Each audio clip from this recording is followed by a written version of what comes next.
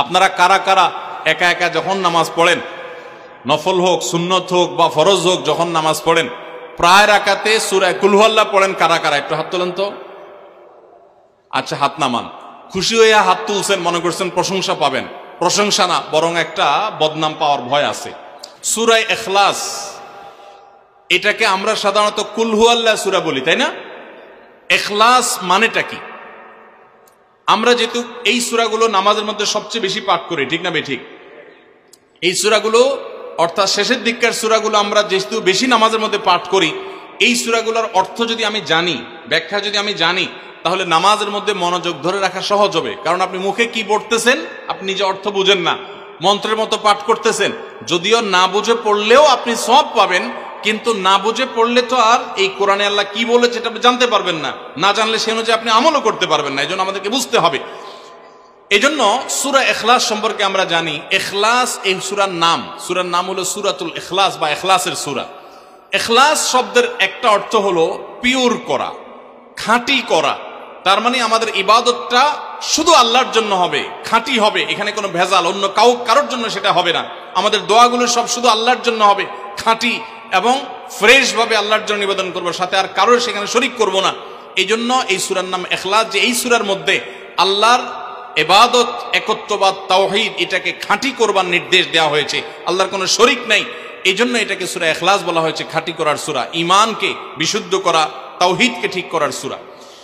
একইভাবে ইখলাসের আরো বিভিন্ন অর্থ এবং বিভিন্ন ব্যাখ্যা আছে, আমরা শুধু এটুকু বলি। এরপর আসা যাক সূরা কুল হুয়াল্লাহ। কেন আল্লাহ তাআলা এই সূরাটা নাজিল করলেন? কোরআনে কারীমের বিভিন্ন সূরা, বিভিন্ন আয়াত নাজিলের প্রেক্ষাপট আছে, যেটাকে শানে নুজুল বলা হয়। কেন এই সূরা আল্লাহ তাআলা আমাদেরকে দিয়েছেন, এ সম্পর্কে প্রিয় নবী সাল্লাল্লাহু আলাইহি সাল্লামের এক সাহাবী, তার থেকে একটি হাদিস বর্ণিত আছে। সেই হাদিসের আলোকে আমরা জানি যে মক্কার মুশরিকরা, মক্কার কাফিররা, অবিশ্বাসীরা, তারা প্রিয় নবী সাল্লাল্লাহু আলাইহি সাল্লাম যখন তাওহীদের দাওয়াত দিলেন, আল্লাহর পথে আসার দাওয়াত দিলেন, তারা বলল, মুহাম্মদ, আমরা তো সবার বংশ পরিচয় জানি। সেই যুগে মানুষ ওটের পর্যন্ত বংশ পরিচয় জানতো, শিখতো। তো নবী সাল্লাল্লাহু আলাইহি সাল্লামকে তারা জিজ্ঞাসা করেছে, মুহাম্মদ, তোমার যে আল্লাহর কথা বলো, ঈমান আনার জন্য বলো, তোমার আল্লাহর বংশ পরিচয়টা একটু আমাদেরকে জানাও। মক্কার মুশরিকদের এরকম হাস্যকর দাবি শোনার পর প্রিয় নবী সাল্লাল্লাহু আলাইহি সাল্লামের প্রতি আল্লাহ তাআলা এই সূরা নাজিল করে তাদের এই প্রশ্নটা যে অবান্তর, আল্লাহ তাআলার যে কোনো বংশ পরিচয় নাই, আল্লাহর যে কোনো জন্মদাতা নাই, তিনি যে কোনো জন্মদাতার মুখাপেক্ষী নন, সে বিষয়টাকে আল্লাহ তাআলা বিশদভাবে এই সূরাতে বিবৃত করেছেন, বর্ণনা দিয়েছেন। এই জন্য ওই প্রেক্ষিতে এই সূরাটা নাজিল হয়েছে। কোন উলামা ইকরাম, কোন মুফাসসিরগণ অবশ্য ভিন্ন আরো একাধিক কথাও বলেছেন। তবে এটি সবচেয়ে প্রসিদ্ধ এবং বেশিরভাগ মুফাসসিরদের মত এটি যে সূরা ইখলাস, কুল হুয়াল্লাহ সূরা নাজিল হয়েছে মক্কার মুশরিকরা প্রিয় নবী সাল্লাল্লাহু আলাইহি সাল্লামের কাছে আল্লাহর বংশ পরিচয় জানতে চাওয়ার মতো মূর্খতাসুলভ প্রশ্ন করেছে। সেই প্রশ্নের জবাবে এই সূরায় আল্লাহ রাব্বুল আলামিন বিস্তারিত বিবরণ দিয়েছেন। এবার আসুন আমরা এই সূরায় কি বলেছেন আল্লাহ রাব্বুল আলামিন সে বিষয়ে জানবো, এবং সেই সাথে এই সূরাটার বিশেষ ফজিলত আছে। সূরা ইখলাসের আবার স্পেশাল ফজিলত আছে, কি সেটা আমরা জানবো ইনশাআল্লাহ তাআলা। আমরা প্রথমে আসুন সূরার অর্থ আমরা জেনে নেই। কুল হুয়াল্লাহু আহাদ। আমার সাথে সাথে আপনারা বলুন, কুল হুয়াল্লাহু আহাদ, আল্লাহুস সামাদ, লাম ইয়ালিদ ওয়া লাম ইউলাদ ওয়া লাম ইয়াকুল লাহু কুফুয়ান আহাদ। কুল হুয়াল্লাহু আহাদের অর্থ হলো বলুন। কুল মানে বলুন। এই কুলটা বড় কাফের কুল। আমরা অনেকে কয় রস্যকার কুল ও কুল, বড়ই লিখতে যে কুল লিখি আমরা ওই রকম বলি। এই কাফটা ভেতর থেকে আসবে। কুল কুল কুল বললে তার অর্থ হবে বলো। আর যদি ছোট কাফের কুল অর্থাৎ বাংলা করস্যকার কুল ও কুল লিখি যে আমরা ওরকম কুল যদি বলেন, আরবিতে তার অর্থ হলো খাও। একটা হলো বলো, আরেকটা হলো খাও। অর্থের মধ্যে বেশ কম আছে না নাই? অনেক বেশ কম। কোথায় খাওয়া আর কোথায় বলা। এই জন্য এই কফটাকে একটু শুদ্ধ করার চেষ্টা করতে হবে। কুল ভিতর থেকে কুল, কুল হুয়াল্লাহু আহাদ। এর অর্থ কি? কুল মানে বলুন। আল্লাহ তাআলা তার রাসূলকে বলছেন, হে রাসূল, আপনার ভেতরে যে বিশ্বাস আছে তাওহীদের প্রতি, সেই বিশ্বাসকে প্রকাশ করে বলুন, হুয়াল্লাহু, হুয়া মানে তিনি, আল্লাহ মানে তো আল্লাহ, বলুন যে তিনি আল্লাহ, আহাদ মানে একক, অদ্বিতীয়, তার কোনো শরিক নাই, তার কোনো অংশীদার নাই, তিনি একক, বংশ পরিচয়ে তার থাকার প্রশ্নই ওঠে না। যিনি একক, যিনি অদ্বিতীয়, যার কোনো শরিক নাই এবং যার কোনো পার্টনার নাই, যার কোনো ফ্যামিলির সদস্য নাই, যিনি একক, তার বংশ পরিচয় জানতে চাওয়া এটা মূর্খতা এবং অজ্ঞানতা। এই জন্য আল্লাহ রাব্বুল আলামিন জানিয়েছেন, কুল হুয়াল্লাহু আহাদ, বলে দিন তিনি আল্লাহ যিনি একক, আল্লাহুস সামাদ, আল্লাহ হলেন সমাদ। সমাদ শব্দের অর্থ হলো যে তিনি হলেন সেই মহান সত্তা, সবাই যার কাছে মুখাপেক্ষী, তিনি কারোর কাছে মুখাপেক্ষী নন। সমাদ মানে হলো যিনি অমুখাপেক্ষী, যিনি কারোর মুখাপেক্ষী না। পৃথিবীর সকল সৃষ্টি তার মুখাপেক্ষী, তিনি কারোর মুখাপেক্ষী না। যেহেতু তিনি কারোর মুখাপেক্ষী না, অতএব তার বাপেরও প্রয়োজন নাই, তার মায়েরও প্রয়োজন নাই, তার সন্তানের প্রয়োজন নাই, বন্ধুর প্রয়োজন নেই, তার কারোর কোনো প্রয়োজন নেই। সবার তাকে প্রয়োজন, কিন্তু তিনি কারোর কাছে মুখাপেক্ষী নন। আল্লাহুস সামাদ, লাম ইয়ালিদ ওয়া লাম ইউলাদ, যেহেতু তিনি কারো মুখাপেক্ষী নন, এজন্য তিনি কাউকে জন্ম দেননি।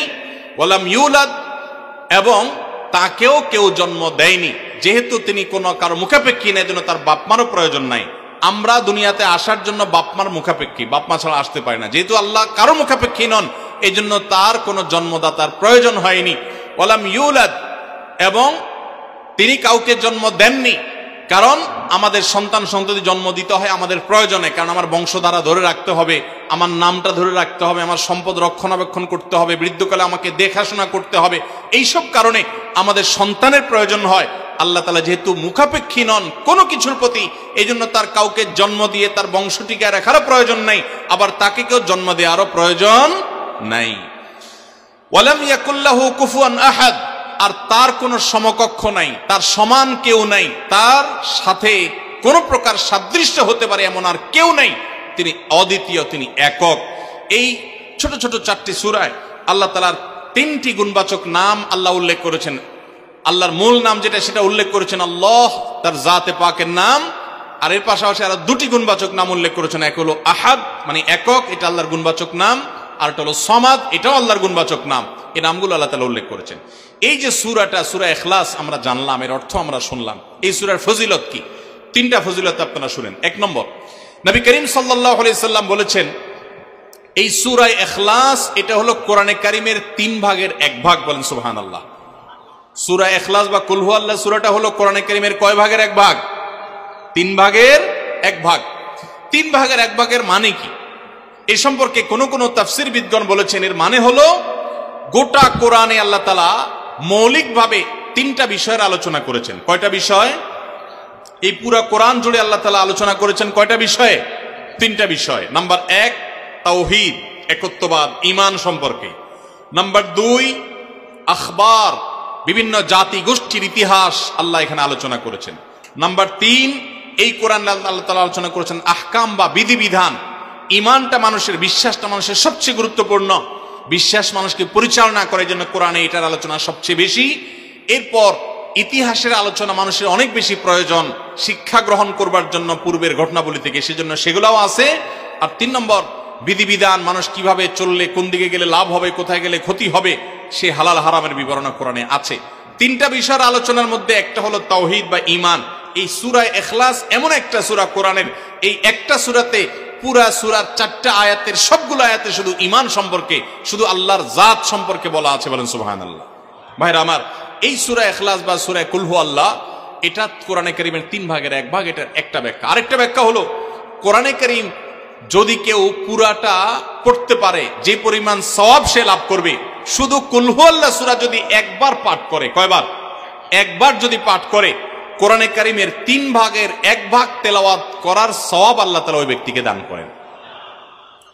তাহলে যদি কেউ 3 বার পাঠ করে, তাহলে এখান থেকে বোঝা যায় যে আল্লাহ তাআলা তাকে পুরা কোরআন একবার তেলাওয়াতের সওয়াব দান করবেন।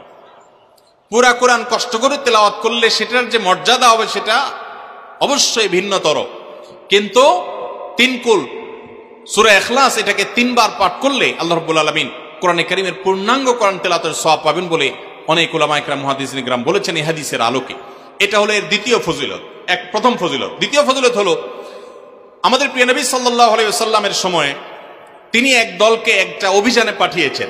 তাদের মধ্যে যিনি ইমাম সাহেব ছিলেন, ওই আল্লাহর বান্দা প্রত্যেক নামাজের মধ্যে যে কোনো সূরা পড়তেন, যে কোনো কেরাত পড়তেন, শেষে সূরা ইখলাসটা অবশ্যই পাঠ করে তারপর রুকুতে যাইতেন। এখন সাহাবীদের মধ্যে একটা প্রশ্ন দেখা দিল যে এই লোকটা প্রত্যেক রাকাত নামাজে সূরায়ে ফাতিহা আলহামদু সূরা পাঠ করার পর যেই সূরাই পড়েন, যেই কেরাতই পড়েন, সাথে আবার কুল হুয়াল্লাহটা কেন পড়েন? আমরা তো নবী সাল্লাল্লাহু আলাইহি ওয়াসাল্লাম কিরম করতে দেখি নাই। তখন সাহাবীরা এসে নবী সাল্লাল্লাহু আলাইহি ওয়াসাল্লামকে জিজ্ঞাসা করলেন, ইয়া রাসূলুল্লাহ, আমাদের ইমাম সাহেব যাকে আমাদের সাথে আপনি দিয়েছেন, যিনি আমাদের সাথে আসেন, এই ব্যক্তি প্রত্যেক রাকাতে অন্য যা পড়ুক আর না পড়ুক এই কুল হুয়াল্লাহ সূরাটা উনি পড়ে, এটা উনি ছাড়ে না, এর কারণটা কি? তখন নবী সাল্লাল্লাহু আলাইহি ওয়াসাল্লাম জিজ্ঞাসা করলেন ওই ব্যক্তিকে যে তুমি কেন এই সূরা পাঠ করো? অবশ্যই অবধারিতভাবে সূরা ফাতিহা না প্রত্যেক রাকাতে ফিক্সড, অন্য কোন সূরা তো ফিক্সড না, তুমি অন্য যাই পড়ো সাথে প্রত্যেক রাকাতে কুল হুয়াল্লাহ দিয়ে শেষ করে তারপর রুকুতে যাও কেন? তখন সে সাহাবী বলেন, ইয়া রাসূলুল্লাহ, আমি কেন পড়ি? কারণ কোরআনে কারিমে এই একটা সূরা, সূরা ইখলাস বা কুল হুয়াল্লাহ সূরাটা একমাত্র সূরা যেই সূরার শুরু থেকে শেষ পর্যন্ত সবগুলো আয়াতে শুধু আমার আল্লাহর কথা বলা আছে। কোরআনের অন্য কোন সূরা এমন নাই যেই সূরার শুরু থেকে শেষ পর্যন্ত পুরো সাবজেক্ট আগা টু গোড়া পর্যন্ত সবগুলো বিষয়, সবগুলো আয়াতে শুধুমাত্র আল্লাহর পরিচয় দেওয়া হয়েছে এমন আরেকটা সূরা নেই। যেহেতু এখানে শুধু আল্লাহর কথাই বলা হয়েছে, এই জন্য এই সূরাকে আমার অনেক বেশি পছন্দ হয়, এই জন্য এই সূরাকে অনেক বেশি আমি ভালোবাসি। আমার আল্লাহর আলোচনা এখানে, অন্যান্য সূরাতে কোথাও ইতিহাস, কোথাও হালাল হারাম, কোথাও বিধিবিধান, কোথাও অন্যান্য আলোচনা আছে, কিন্তু এই সূরায় শুধু আমার আল্লাহর কথা বলা আছে। এই জন্য আল্লাহর মহব্বতে এই সূরাকে আমি অনেক ভালোবাসি, কুল হুয়াল্লাহ সূরাকে। নবী করিম সাল্লাল্লাহু আলাইহি ওয়াসাল্লাম তখন বলেছেন, তোমার এই ভালোবাসার কারণে আমার কাছে ওহী আল্লাহ পাঠিয়েছেন যে আল্লাহ তাআলা তোমাকে স্পেশালি ভালোবাসেন। এবং অন্য বর্ণনায় আসছে নবী সাল্লাল্লাহু আলাইহি ওয়াসাল্লাম বলেছেন, হুব্বুকা ইয়াহা ইউদখিলুকাল জান্নাহ, তুমি এই সূরাকে যে ভালোবাসো, এই ভালোবাসার কারণে আল্লাহ তাআলা তোমাকে জান্নাতে প্রবেশ করাবেন, সে ওয়াদা করেছে। অতএব ভাইরা আমার, সূরা ইখলাস বা কুল হুয়াল্লাহ সূরাকে স্পেশালি আমরা মহব্বত করব, ঠিক আছে না ইনশাআল্লাহ?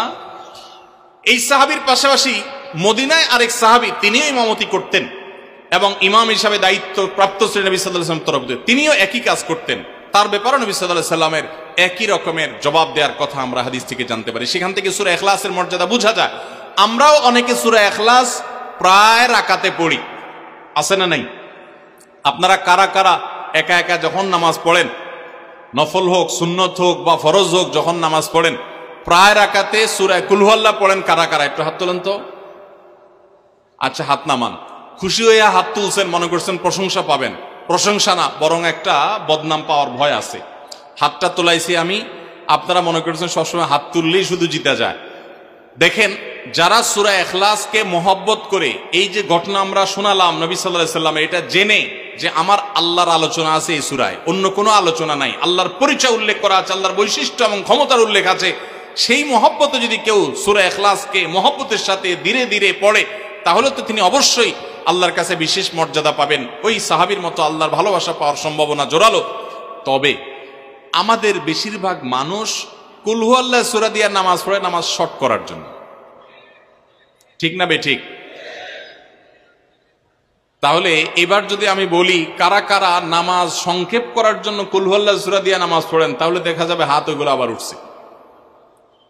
তাহলে সংক্ষেপ করার উদ্দেশ্যে সূরা কুল হুয়াল্লাহ পড়লে সেটার কারণে আল্লাহর কাছে সওয়াব পাবেন না, বরং আপনার নামাজের মর্যাদা আরো কমবে। নামাজ কি সংক্ষেপে করতে হয় না লম্বা সময় নিয়ে করতে হয়? আমরা খাওয়াটা খুব ধীরে সুস্থে খাই, ঘুমটা খুব ঠান্ডা মাথায় যায়, কাজ কাম খুব ঠান্ডা মাথায় করি, শ্বশুরবাড়ি গেলে খুব আস্তে ধীরে যাই, সব কাজগুলো আমরা ধীরে সুস্থে করা পছন্দ করি। শুধু নামাজের বেলা আসলে, জিকির তসবির বেলা আসলে আমরা 4G 5G গতিতে, তুফান মেইলের গতিতে যত তাড়াতাড়ি সম্ভব করার চেষ্টা করি। সব জায়গায় গতি ভালো না, মোবাইলের নেট স্পিডের গতি ভালো বুঝলাম, কিন্তু তেলাওয়াত যে যত ধীরে ধীরে করবে, নামাজ যে যত আস্তে আস্তে পড়বে, আপনি মসজিদে লক্ষ্য রাখবেন, আপনার মসজিদে যেই লোকটার নামাজের সবচেয়ে বেশি সময় লাগায়, যেই লোকটার 2 রাকাত নামাজে সবচেয়ে বেশি সময় ব্যয় করে, আপনি নিশ্চিত ধরে নেবেন এই লোকটার নামাজি হিসাবে তত আল্লাহর কাছে প্রিয় এবং শ্রেষ্ঠ। অতএব সময় নিয়ে নামাজ পড়বো তো ইনশাআল্লাহ। আমাদের অনেকেরই তাড়াহুড়া করে নামাজ পড়ার স্বভাব আছে ভাইরা, ভালো না এটা। যাই হোক, তো সূরা ইখলাস আমরা এটাকে সংক্ষেপ করার জন্য পড়বো না, মহব্বত করার জন্য পড়বো আজ থেকে, ঠিক আছে তো ইনশাআল্লাহ।